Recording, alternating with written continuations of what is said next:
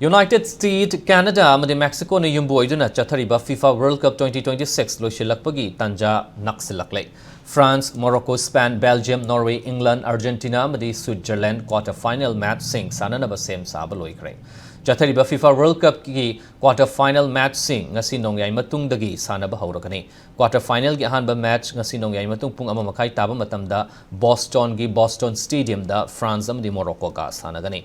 Anisuba quarter-final gi match dana Spain timadi Belgium gi marakta July taragamathoi gi nongyai matung pung taraganithoi makai taba matamda Los Angeles Stadium da sanagani. Ahum suba quarter-final gi match dana Norway amadi England gi marakta July taraganithoi gi ayuk anganba pung ani makai taba matamda Miami da leiba Miami Stadium da sanagani. Aduga Marishuba amadi aroiba quarter-final gi match na Numit asimaki ayuk pung taruk makai taba matamda Kansas City Stadium da Argentina amadi Switzerland gi marakta sanagani. World Cup asigi ahanba semi-final match July taragamangagi nongyai matung pungkai chatpada Dallas Stadium da sanagani. Anishuba semi-final na July taragataruki nongyai matung pungkai chatpa matamda Atlanta Stadium da sanagani. Loina na July taragamapan gi ayuk pung ani makai da Miami Stadium da runners-up ki match sanaraga aduga Miam na kaurang na ngainariba final na July kun nongyai matung pungkai chatpa matamda New Jersey Stadium da sanagani. Ngasi nongyai matung sanagadariba anahan ba quarter final gi